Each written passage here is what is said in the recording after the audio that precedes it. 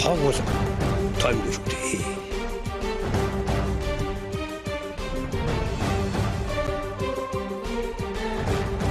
Жил нэг болцоогоор саяас дэш дүүрсэн юм байна.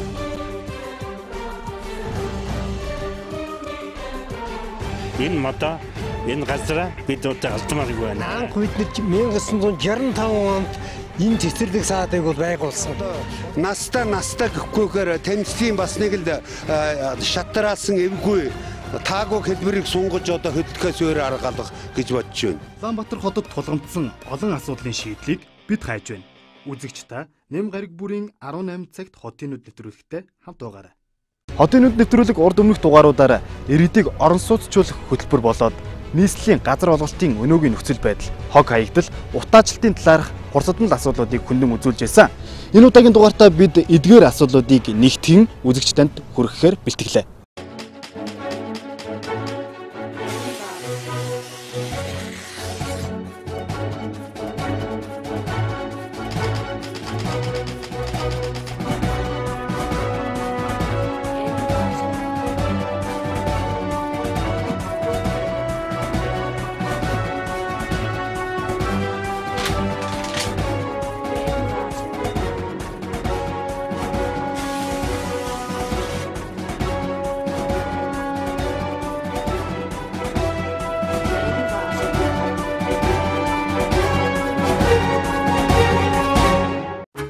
Өнөөдөр агаарын бохирдлын талаар дээр доор хүүхэд хөшөтгөл ярьж байна. Агаарын бохирдол жил ирэх тусам нэмэгдлэлгэн агаарын бохирдлыг бууруулахын тулд олон янзын арга хэмжээ авч байна л гин. Гэвч Улаанбаатар хотын агаарын бохирдол утаа багассангүй харин ч гамшигын хэмжээнд хүртлээ ихссэн байна. Агаарын бохирдлыг бууруулахын тулд холбогдох газрууд шат дараалсан арга хэмжээ авч мөн цаашдаа агаарын бохирдлыг бууруулахын тулд хийх ажлуудаа ч төлөвлөжээ. Яг өнөөдрийн байдлаар агаарын бохирдол Улаанбаатарын утаа тортог нэмэгдсэн үү гэхээс буурсангүй. Үүнд дэд бүтцийн асуудал их чухал. Нийслэл хотод төвлөрсөн олон цахилгаан станцууд, автомашинаас гарах утаа, үйлдвэрийн хог хаягдал, гэр хороололт оршин суугчдын төлсөн нүүрсний утаа, үнс нь агаарын бохирдлыг бий болгож байгаа гол шалтгаанууд юм. Бид шалтгааныг мэдсээрэж зүгээр хараад суусаар л байх уу? Агаарын бохирдлыг бий болоход олон хүчин зүйл нөлөөлж байгааг хотын нүд нэвтрүүлэг өнөөдрийн дугаараараа онцолж байна. Улаанбаатар хотод байгаа энэ агаарын одоо ордгийн агуулмж ямар байна вэ гэдэг тал дээр 24 цагийн мониторинг хийх Германы техник хамтын ажиллагааны шугамар одоо манай мэдэлд ашиглагдаж байгаа 4 ийм анализатор аппаратууд байна л да. Суурин стейшнүүд байна. За энэ нөгөө агаарт байгаа нүүрс хүчлийн хий, угаарын хий, за азотын болон хөхрийн давхар эслүүд. За тэгээд тоосонцор азон гэх мэтчлэн ийм ордгийн агуулмжуудыг бол 24 цагаар хэмжилт хийж ард иргэдэд мэдээлэх ийм үүрэгтэй ийм пункттэй байгууллагатай. Улаанбаатар хотын утаа дээд зэгтээ хүрч өглөөний тэг 7 цагаас тэг 9 цагийн үеэр мөн орой ажил тарих үеэр буюу 18 цагаас хойш хотын утаа эрс нэмэгдэж үзэгдэх орчин хязгаарлагдан хоолой хорсгох болсон. Энэ байдлаа бид дасан зохицох бус агаарын бохирдлоос гарах арга замыг нэн даруй олж үр хөвгтэй цэвэр агаарт эрүүл чирэг аж төрөх нөхцөлийг бүрдүүлэх нь чухал болоод байна. Нийслэл 145 мянган айл өрх байгаа бөгөөд нийт 600 мянга орчим тонн нүүрс түвшиндээ хэрэглэж жилдээ дунджаар 578,384 тонн хүлэмжийн хий, 30,414 тонн нүүрс хүчлийн эсэл, 393,4 тонн дэгдэмхий хөхрийн ангидрийг, 375,1 тонн азотын эсэл, 3,095,7 тонн дэгдэмхий үнс хаягдаж агаар болон газрын хөрсийг бохирдуулж байна. Хотын хүн амын суурьшсан нутаг дэвсгэрийн 60 гаруй хувийг хамарч байгаа гэр хороолол нь хүчтэй муутай цахилгааны шугам, ус түгээх байр, холбоожилтоос өөр дэд бүтцгүй, шороон зам хөглөрсөн хог хаягдал, ногоон байгууламжгүй гудамж, бохирдсон хөрс агаартай нөхцөлд нэн ядуу айл өрх амьдарч байна.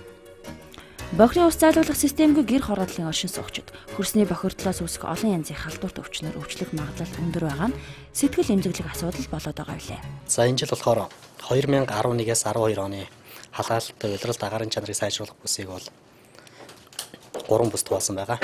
Энэ 3 бүс туваахт бол нэг ойролцоогоор гэр хорооллын 100 мянган айл өрхийг бол хамруулсан. За эхний бүс нь энэ 3 бүс туваачаад тэгээд эхний бүст нь болохоор 11,145 айл өрхийг Баян гол дүүргийн гэр хорооллын 7 ороо өгч байгаа. Энийг болохоор түүхийн үрсийг зарлах үндсэн бус болгосон. За хоёр дахь бүс нь болохоор шингэлтэй болон Баян зүрх, Сүхбаатар дүүргийн нийтдээ 10-аад хороог түүхийн нүүрс хязгаарлах дид бүс болгосон.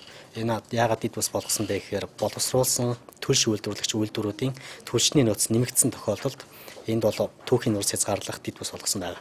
Харин 3 дахь бүс нь болохоор хүрэн шаталтай 100 нэвтрүүлэх бүс болгосон. Энд бол нэг ойролцоогоор 70,000 орчим айл хүрхийг бол хамруулсан.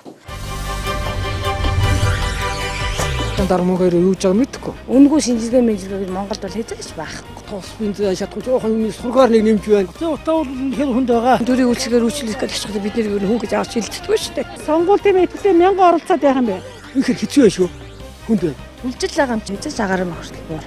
Эрээдөө бүрхэг байна. Энэ ард түмнийг тэнэг гэж бодож байна. Бид нар чи тэнэг биш. Ихим хийгээсээ зөв хүн гараасаа бидний хэн соход ард түмэн бид нар соход. Улаанбаатар хотод тулгамдсан олон асуудлын шийдлийг бид хайж байна. Үзэгч та Нэм гариг бүрийн 18 цагт хотын нүд нэвтрүүлэгтээ хамт байгаарай.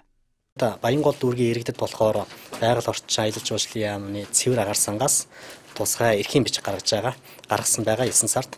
Тэр эрхийн бичиг нь болохоор зөвхөн тэр түүхийн нүүрс хязгаарлах үндсэн бүсэд оршин суудаг айл өрхөд борлуулагдах. Одоо тэр айлын эзнийх нь гарын ус юутай нэртэй регистрийн дугаартай энэ хаягаар бол хяндралтай үнээр худалдаж авах гэсэн эрхийн бичиг. Энэ худалдаж авахдаа бол хагас коксны түлшийг тэр дүүргийн иргэд болохоор 90,000 төгрөгөөр, харин үрдсэн шахмал түлшийг 80,000 төгрөгөөр авч байгаа. За өөрөөр хэлбэл хагас коксны түлшнээс иргэд бол үндсэн үнээс нь 60% нь аваад харин 40% нь бол улс ерөнхийдөө даатж байгаа гэсэн. Харин үрдсэн шахмал түлш бол 80,000 авах гэсэн. Зөвхөн Баянгол дүүргийн түүхийн нэрс хязгаарлах үндсэн бүсийн иргэд. Агаарын бохирдлын асуудлаар бол ер нь дүүргийн нийслэлийн засгийн газар улсын их хурлын хэмжээнд бол жил болгон ярьдаг. Тэгээд тодорхой бол арга хэмжээнүүдийг өнгөрсөн 20 жилийн хугацаанд бол хийсэн байна.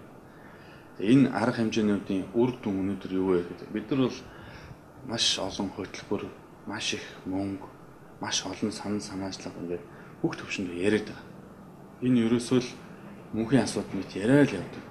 Басан үр дүн гэхээр яг өнөөдрийн байгаа бол ямар байгаа юм. Тэгэхээр нэгдүгээрт би бол нөгөө нэг олон толгойтой луу шиг байна уу гэж хараад байгаа байхгүй. Агаарын утааны асуудал. Агаарын бохирдол бол ганцхан утаа биш. Зуны цагтлахаар энэ тоосон цор, хөрсний бохирдол гэдэг тийм энэ бүгд агаар тэгдээд мөн л адилхан агаарын бохирдол. Энэ өвөл зүүн хавар намраг бол бид нар байнга хордож байна. За өнөөдрийн байдлаар бид нар яаж хохироод байгаа гэдгээ тогтоосон зүйл ерөөсөө алга. Энийг бол тогтоохыг хүсэхгүй байна гэж бодоод байгаа. Яг бол өнгөрсөн хугацаанд маш оновчгүй, үр дүнгүй, маш олон хөтөлбөр, арга хэмжээнд маш их мөнгөийг зарцсан.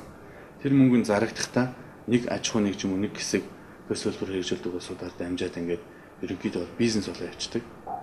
Тэгээ бидний бол зовлон дээр энэ бизнес яваад идэм болов. Тэгээд тэр зарсан, өрсөн хөтөлбөр мөнгө бүх зүйл нь нэгдсэн нэг газар, нэг байгууллага дээр ингээд төвлөрөөд тэрний гүйцэтгэлийн үр дүн нэг хөтөлбөр гарч ирэхдээ маш гоё үр дүн тавиад ороод ирдэг. Тодорхой хугацааны дараа төлөвлөгөө гүйцэтгэл хоёр ямар болсон гэдгийг үнэлт цэгнээд явж байгаа зүйл ерөөсөө алга. Энэ жил ч гэсэн дахиад маш их мөнгө тавилаа. 2012 оны шинэ төсвүүдээр дахиад мөн их мөнгө тавилаа. Тэгээ шийдэл нь юу юм бэ гэхээр байшин болох, орон сууцны хороол болох юм уу? Бүх айлд 100%-д нэг бол давхар эсхий хийгээд баг галт үлдэг болоод утаанаас гарч юм.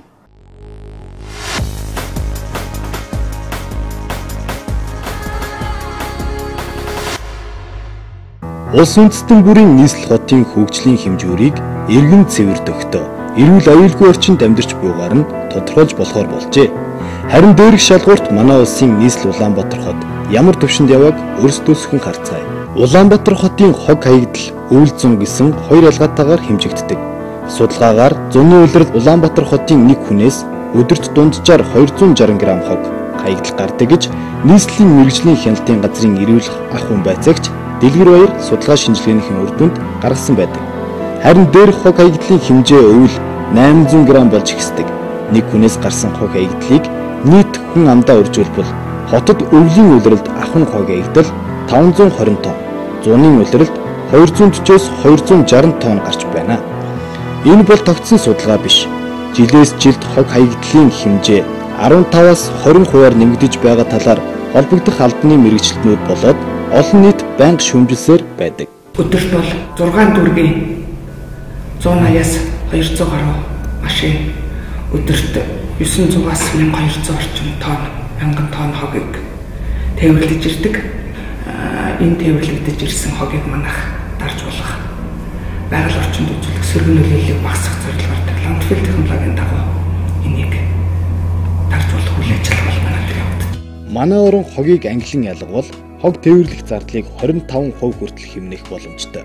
Дүүгэрч зогсохгүй хогийг ангилан ялгаж дахин боловсруулснаар саван, ясны гурил, ариун цэврийн цаас, хувинцэр хашаа саравч, сандал, дээврийн болон зам талбайн хавтан зэрэг хоёр дахь түүхийн эдийг үйлдвэрлэж эдийн засгийн эргэлтэд оруулах бүрэн боломжтой. Үүнийг дагаад ажлын байр нэмэгдэх, дотоодын эдийн засгийн өсөлт, хот орчмын агаарын бохирдол багасгах зэрэг эргээр нөлөөлөх хүчин зүйлс нэмэгдэх боломжтой юм а. Өлөг болчтой энэ Улаанбаатар хотын хогны асуудал. Буланд хоолнд нь хог, гууж алга 24 хог. Тэгээ хавар болохоор нөгөө хог тэр юуных нь одоо дулаахаар үнэр танаар халдвар төвчгөн гарах бас нэг үндэс нь одоо энэ хогны асуудал байна. Энэ асуудлыг шийдвэрлэх тухай олон жил ярьж байгаа боловч өнөөдөр хүртэл үр дүнд хүрээгүй гэдэг нь одоо бидний 90 тонны байлаас харагдаж байна. Одоо барилгын ажил хөрнөж байгаа. Улаанбаатарт гарч байгаа хог хэвдлийн чинь одоо 200 гаруй мянган тонн гэж үздэг. 60 мянган тонн барилгын хог хэвдэл. Сүүлийн тэр хог хэвдлийн менежментийн нэг судалгаа хийсэн байдаг нийслэл олон улсын байгууллагатай хамтраад. Тэн дээр бол шинэ Улаанбаатар хотын иргэн тойронд одоо 80 мянган тонн барилгын хог хаягдал байна. Энэ бол барилгын компаниуд ч хогийн цэг дээр нь биш. Зүгээр нөт хүн хамтаа харж байгаа л энэ тэнд нүднээс далтхан л хайдсан чинь тийм их болцсон. Тэгээ энэ чинь зөвөрлөхөд бол асар их хөрөнгө шаарддаг. Одоо хогийн цэгүүд ярьж байгаа шүү дээ. Одоо бид 40 мянга тал явдаг. Хог бол таймгүй шүү дээ. Одоо энэ хог цэвэрлдэг хүмүүс шүү дээ. Хот цэвэрлдэг хүмүүс. Эдгээр чинь жоохон цэвэрлчихэл тэгээд энэ ижил цаад өгөө явчихна. Тан хараа гэдэг. Одоо түүхэд одоо тэр тэргэж ирэл дүүрэн дүүр юутай. Яг хүн бүхэн стилээр ажиллаа хийгээд ингээд явал хотын хог арай гайгүй л байх. Нийслэл хотод жилд дунджаар 260-аас 280 мянган тонн хуурай хог хэдэл гардаг. Үүний 50-аас 40% нь хогийн цэг рүү тээвэрлэгдэж, үлдсэн хэсэг нь гууж алга, гэр хорооллын годомж талбайд тогтун хураглагдаж, хөрс усыг бохирдуулсаар байна. Нийслэлийн хог хаягдлын үйлчлэгээний санд жилдээ нэг дүүрэгт 500 сая гаруй төгрөг. Нийслэлд 3 тэрбум гаруй төгрөг төсөвлөгдөж, эргээд тогтчлт үйлчлэгээний компаниудад хуваарлагддаг байна. 3 жилийн өмнө шүү дээ. Одоо энэ стационар асуухаар би санаж хат 70 хогны машин авч одоо дүүргүүдийн түүхүүдэд нийлүүллээ гэж хэлсэн. Тэрний дараахан бараг сар болгол тэр машинуудын тухай юм хэвлэр гарч эхэлсэн. Нэг өдөр болохгүй нэг машинууд нь нэвтрлээ гэсэн. Сүүлд энэ хүний тухай нэтгүүлүүд бас хийж ийн л та энэ тентгийн. Тэгээ харж яхад бол тэр машинуудаас нь л одоо явж байгаа юм гарын 10 хонд байна уугүй юу гэдэг асуудал ирсэн үнэхээр байхгүй юм байл л те. Уул нь бол одоо юу гэдэг доор хожид нэг 10 жил явах баталгаатай машинууд л байх хэрэгтэй.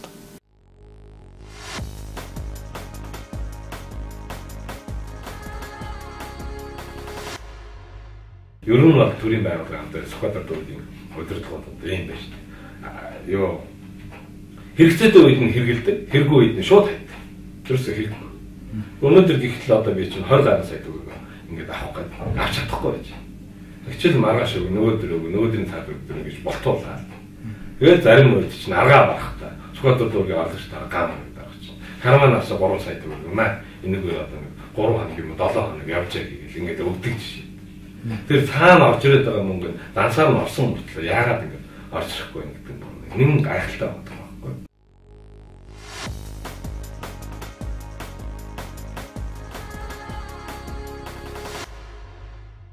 Улаанбаатар шинжилгээ гэдэг нэртэй болсон нэг компани байгаа. За энэ компани бол одоо төлбөр хугацаанд хийгдсэнгүү гэдэг шалтгаанаар бол ажлаа зогсоочод байгаа. Гэхдээ бол бид өөрсдийнхөө техникийн болцоогоор энэ хоёр орооны хог тээвэрлэлт ажлыг хийж гүйцэтгэж байгаа.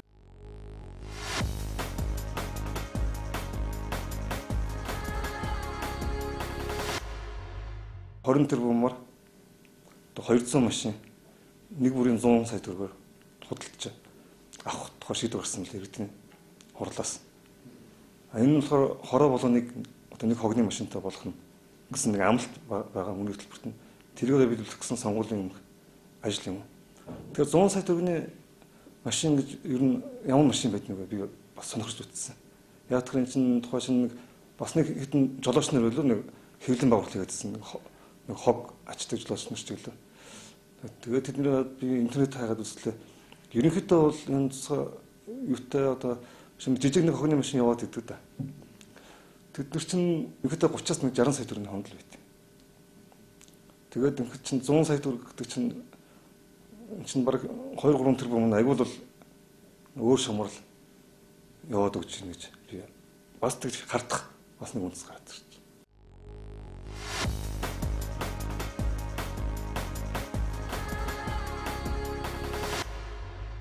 Хятад ард улсад үйлдвэрлэсэн машинууд байгаа. За чанарын хувьд бол сайнгүй. Яг одоогийн байдлаар бол сая бид энэ өвлийг давхад бас хүндрэлтэй асуудлууд нэлээд тулгарсан. Эдгээр автомашинуудын сэлбэг бол ховор байдаг. Манай Монголд одоо энэ төрлийн машинууд ховор байдаг болоод тэр зах зээл дээр сэлбэгийн одоо дэлгүүрүүдээр ийм таарах тийм юмуд бас ховор байдаг. За хувь хүн болон цөөхөн компаниуд бас хятад улсад захиалж бас зөрөөд захиалж хийлгэж оруулж ирдэг тийм юу байдаг. 2009 оны 7 дугаар сарын 14-нд нийслэлийн тогтчид үйлчлэгээний компани Төв Зингэлт хүрээлэнгийн гадна 72 хог тээвэрлэх машин оруулж ирснээ ёслол төгөлдөр зарлаж байсан. Гэсэн хэдий ч ихэнх нь эвдэрч өнөөдөр засч сэлбэг олдохгүй байгаа талаар олон нийтэд мэдээлэгдэх болсон. Энэ мэт хогийг тойрсон маргаан нэг биш удаа олон жил давнан яригдсаар байна. Өнөөдөр Улаанбаатар хотын хогийг эдийн засгийн эргэлтэнд оруулж болохоор байтал бүр эсэргээр хогтой гудамж тээвэрлэх машинаар нь мөнгө олох ашиг сонирхол цөөн хідэн хомхоо санаатнуудад байна уу гэсэн харыг хотынуд онцоллоо. Хөрс, ус, орчны бохирдол бидний эрүүл тайван, аз жаргалтай амьдралыг зугуухан авч одно.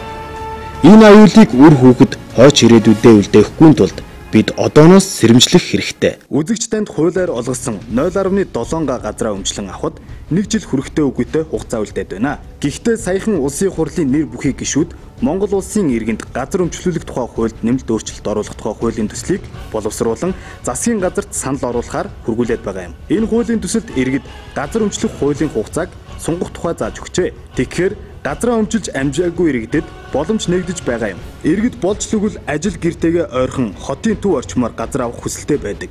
Гэсэн ч өнөөдөр төв рүүгээ барилга байшин олноор баригдсан энэ үед нийслэлийн төвд газар аавна гэдэг боломжгүй зүйл болсон цаг. Аслагдсан дүүрэгт газар өмчлөн тэндээ оршин суувал автозамын түгжирлээс эхлээд автобусанд жинхэнэ амьдрал өнгөрөх мэтээр хинт ч санагдахаар байгаа. 2011 оны сүүлийн байдлаар нийслэлийн 90,400 гаруй иргэн газар гэрүүлийн хэрэгцээний зориултын газар өнгөө өмчилж авчаад байна л да.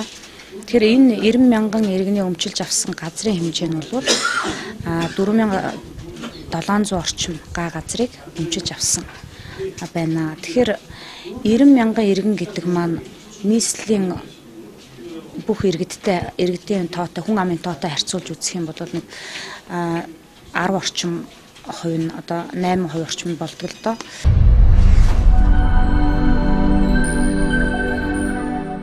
Гаага та авсан уу? Өөрийнхөө ам бүл болгонд олгох ёстой хууль заавартай л да. Тэгтээ бол энэ газар олголтын асуудал манай зүү хараад бол газар олгох хэмжээ нь байхгүй, газар байхгүй. Ард иргэдээ энэ олголоо ч гэсэн газар нутаг хүрэлцээ байхгүй. Олохгүй баг. Яг одоо ирнэ явандаа бол одоо манай одоо гэрүүлийн улс өмлөсч одоо газар нутаг аваагүй л байгаа. Тэгээд энэ газар нутаг байх болохны хөөцөлтөө ч одоо тэрийг яадаг ч юм бэлээ. Энэ хаач газар авах уу гэсэн байлтай л байгаа л та. Би өөрөө өмчин 0.7 гаагүй авсан юм. Лагерын газрын 0.7 авч чадаагүй өөрөө нэвсэн шил. Одоо лагерын газрыг мод зодон дотор гэж хэлээд бас хүндрэлтэй л байдаг юм шиг лээ өөр ингэж болгож авах. Ер нь бол 0.7 гаага авцсан тийм. Өөрийнхөө бол авцсан, хүүхдүүдийн тоогоор бол авч чадаагүй л байна. Газраа өмсөлж авах гэж нэлээд их оролцсон. Ер нь бол 3 4 5 жил бараг явсан гэхэд хэлсдэггүй дээ. Тэгээ ерөнхийдөө арын алгаар ч юм уу тэгэж хөөцөлдөх гэж үзээгүй, журмаар нь л авдаг юмар нь авдаг журмаар нь авъя гэд. Тэгээд сонгон хайрхан дүүргэт албаасаар өргөдлөө гэж үзсэн. Тэгэл хөөцөлсөн тэр бас боломжгүй байсан. Дарган солигдоод яалаа. Тэгээ дараа саяхан энэ гачуутаас газар авах гэж хөөцөлсөн. Тэгээд үндэ тэгэл нөгөө эсвэл дүүрлөгөө чихэл эсвэл хороолгоо чихэл тий. Ерөөсөө тэр зүгээр жирийн ард иргэд бол ерөөсөө газар авахд бол ер нь боломжгүй байна гэдэг бид дүнлэлтэнд өрсөн шүү дээ. Иргэн бүрт газар өмчлүүлэх тухай хууль 2003 оны 5 дугаар сарын 1-нд мөрдөгдөж хийснээс өнгөрөх оны 2 дугаар улирал хүртэл улсын хэмжээнд өссөн дүнгээр 255,458 иргэн 28,287 зууны 68 газрыг гэр бүлийн хэрэгцээний зориултаар өмчлөөд байна. Энэ нийт хүн амын 919%, иргэдийн өмчилж авсан газар нь нийт нутгийн 0.19%-ийг эзэлж байгаа нь тун хангалтгүй зүйлт юм а. Нийслэлд насан турш хүн амын 758% нь одоо газраа өмчилж авсан байна шүү дээ. Гадаа өмчлөлт одоо ийм удаашралтай явагдаж байна. За тэгээд нийслэлд одоо иргэд газраа хаана өмчилж авч байгаа гэхлээр за тэгэл хаан уулд бол жишээ нь одоо шувуу фабрик биокомбинат одоо биокомбинат 14 дугаар үлжид хоноо зэрэг нэлээд хотоос дүүргээсээ аслагдсан тэгээд дид бүтц байхгүй сургууль соёл сургууль цэцэрлэг бүтгийлэл гэрэл захилгаан одоо худаг усгүй газар л одоо иргэдийг сууршуулад байгаа. Яг газар олгоод өгөөд байгаа боловч иргэд ер нь газар хэрэгтэйгээд аваад байгаа боловч яг тэр суурьшлын бүрт очиж суурьшсан иргэд бол цөөхөн байгаа. Тэгэхээр энэ бол хотын газар олголт хот төлөвлөлтийн бас нэг л алдаатай бодлогын нэг илэрлэгч бодод. Манайд харж байхад зочид буудлын төрх эмнэлгээс маш хурдан баригдаж байгаа шүү дээ. Төрх эмнэлгийн дээр зочид буудлын баригдаад байдаг. Намын байр босч ирээд байдаг. Шорон босч ирээд байдаг. Төрх эмнэлэг өнөөдөр удаан баригдаж байна. Баригдахгүй байна. Мөнгөний шийдэл өгчөд газрын шийдэхгүй байгаа байхгүй юу? Мөнгөн шийдэгдээ дахиад шинэ төрх барь, хоёр төрх барь гэдэг аймагуд мөнгөн шийдэгдээд Улаанбаатар шийдсэн байхад газрын шийдэхгүй сууж ийн гэж байгаа юм да. Гэхдээ ийм одоо хүү төрүүлсэн ийм хүн төрд ажилтдаг ээжүүд бол би гомдох байх гэж бодож байна. Тэгэхээр миний бодлоор бол тэр зочд буудлуудаас илүүтэй тэр намын байруудаас илүүтэй тэр шорон хурдан барьж байгаагаас илүүтэй төрх эмнэлэг хурдан баригдах ёстой, цэцэрлэг олон баригдах ёстой, сургууль олон баригдах ёстой. Ингэж шийдэх юм бол Монголын ирээдүйн хэрэгтэй болно.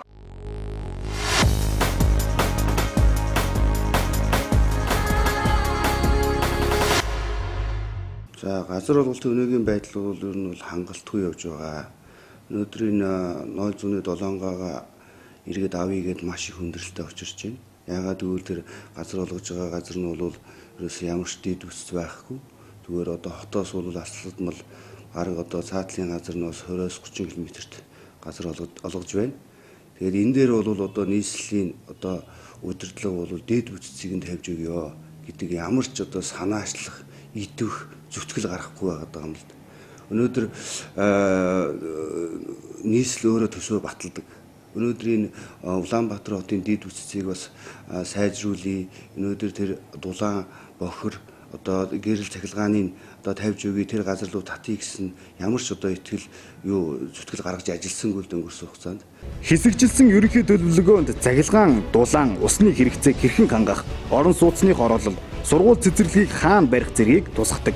Тиймээс аслагдсан ч гэлээ дэд бүтэц бусад асуудал төлөвлөгөөний дагуу хэрэгжих учир хуулийн хугацаанд амжиж газраа өмчлөхийг газрын албанаас иргэдэд сануулж байна. 2013 оны 5 сарын 1-нд Монгол Улсын иргэнд гэр бүлийн хэрэгцээний зориултын газрыг нэг удаа үнэгүй өмчлөх хугацаа дусснаар маргааш нас нь буюу тэр 2013 оны 5 сарын 2-ноос гэр бүлийн хэрэгцээний зориултын газрыг засгийн газраас тогтоосон үнээр худалдаж авнаа. Дэд үсцийн татаа шийдээд өгчих юм бол энэ компаниуд заавал одоо хотын төвд ингээд барилга барья, тгий ингээд асуудал байхгүй шүү дээ. Өнөөдөр энэ бүр бодлогоор ингээд энэ хотоос зайдуу тэр газар олгож байгаа газар дэд үсцэн шийдэх хэрэгтэй. Дэд ус шийдээд ус дулаан цахилгаан тэнд бохир цэвэр ус оччих юм бол иргэд аяндаа нүгэд очиж шүү дээ. Тэрнээс улбаалаад бол энэ хотын төвөгжрөл өнөөдрийн энийх бүхэмдэл бол бас ингээд цааш арилаад явах юм боломжтой юм байна. Дэлхийн ихэнх улс орнуудад нийт газар нутгаа иргэд аж ахуйн нэгжээр дамжуулан эдийн засгийн эргэлтэнд оруулснаар иргэдийнх нь амжиргааны түвшин үлэмж хэмжээгээр нэмэгддэг байна. Өөрөөр хэлбэл иргэд газраа барьцаалж зээл авах, үр хүүхдүүдтэй өглөөлөх боломж бүрддэг. Гагцхүү газрын байрлалаас хамааран үлэмжид өөрчлөлт ордог нь манай улсад ч тохиолдох болжээ. Өнөөдөр эдийн засгийн эргэлтэд оруулж болох газрын эрэлт огцом өсч одоогийн нийслэлийн ойр орчмын газрыг 100% өмчилчгөөд байгаа. Гэтэл газар өмчилж авах эрхтэй иргэдийн дөнгөж 754% нь газар өмчилсөн эрэлттэй газрын нөөц хомс байгааг харуулж байна. Нийслэлийн хан уул дүүрэгт аж ахуй нэгж болоод иргэд хоорондын газрын маргаан бусад дүүргэн бодвол харьцангуй их гардаг. Тус дүүргийн орчимд ногоон байгууламж гэхээр зүйл үлдээгүй талаар иргэдийн гомдлын дагуу бид газар дээр нь очисон юм. Энд одоо Alta Construction одоо барилга барина гэдэг асуудал одоо нодлонгийн 4 сараас хойш одоо өдөө хүрээд тэгээ хүмүүсийн дургуслыг хөргөж байгаамаа. Тэгэхээр энэний учир начрыг одоо сайн олж нийгмийнхаа төлөө одоо баригдаж байгаа барилга бол бас л одоо бид энд бол нийгмийнхаа төлөө бид амьдарч байгаа учраас энэ барилга бол үнэхээр энд одоо баригдах одоо үндэс бол байхгүй юм. Яагаад гэвэл энэ сайхан одоо энэ хэдэн одоо орон сууц энд амьдарч байгаа хөгшчүүл хүүхэд нэг нэрэгдэн одоо бас нэг амьсгал болсон хүчил төршээр одоо яаж яадаг энэ модоо энэ газараа бид одоо алдмааргүй байна.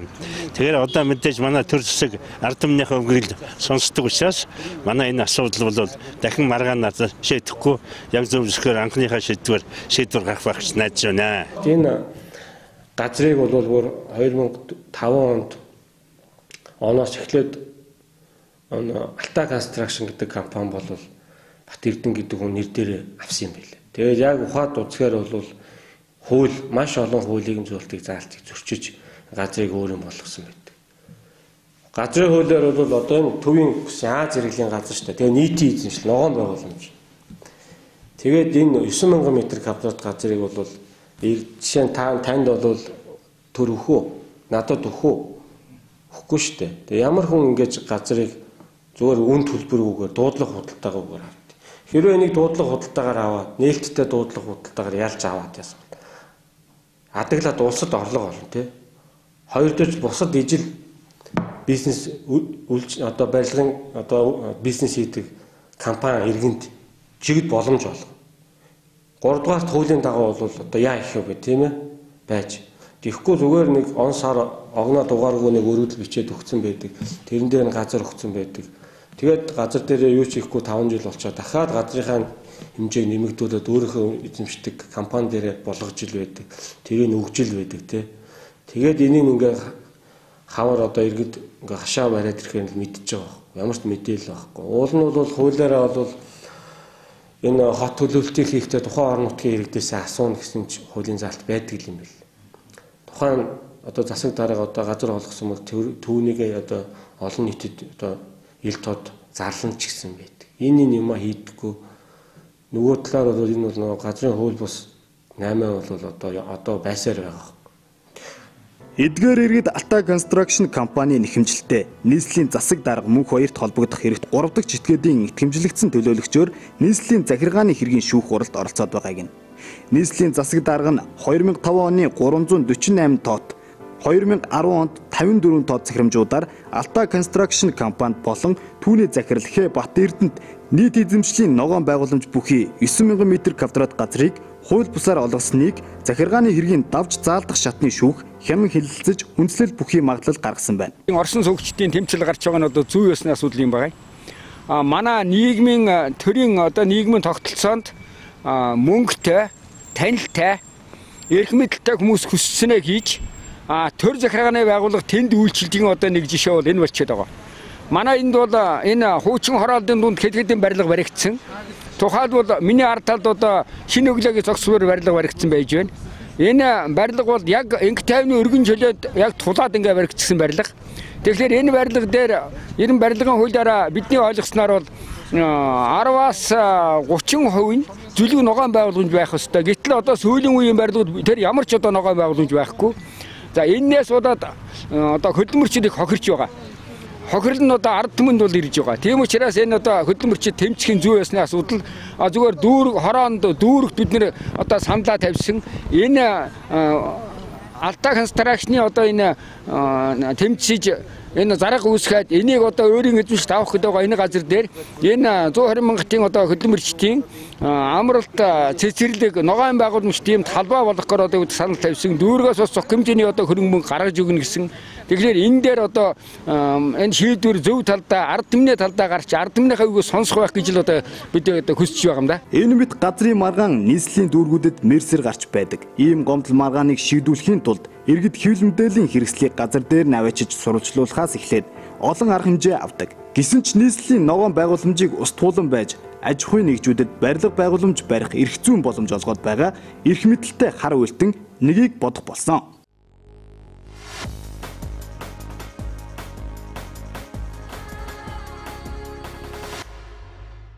Энэ мэд хотод тулгамдсан олон асуудлыг бид та бүхэнд нэвтрүүлгээрээ дамжуулан хүргэх болно. Та бүхэн ямар сэдвийн хүрээнд ямар асуудлыг манай нэвтрүүлгээр хүлээн авч үзэх сонирхолтой байгаагаа доор хаягаар бидэнтэй холбогдсон мэдэгдээрэй.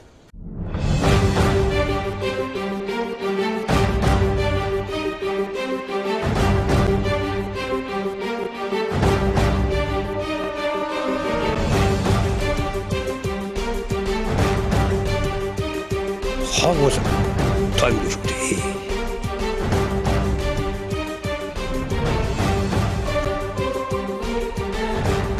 Жил нэг болцоогоор саяас дэш дүүргэн юмсан.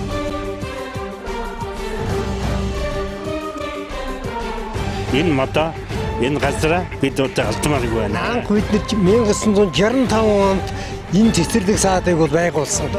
Настай гэхгүйгээр танилцын бас нэг л шатраалсан эвгүй таагүй хэлбэрийг сунгаж одоо хөдөлгөөс өөр арга алгах гэж бодож байна. Улаанбаатар хотод тулгамдсан олон асуудлын шийдлийг бид хайж байна. Үзэгч та Нэм гариг бүрийн 18 цагт хотын нүд нэвтрүүлэгтээ хамт байгаарай.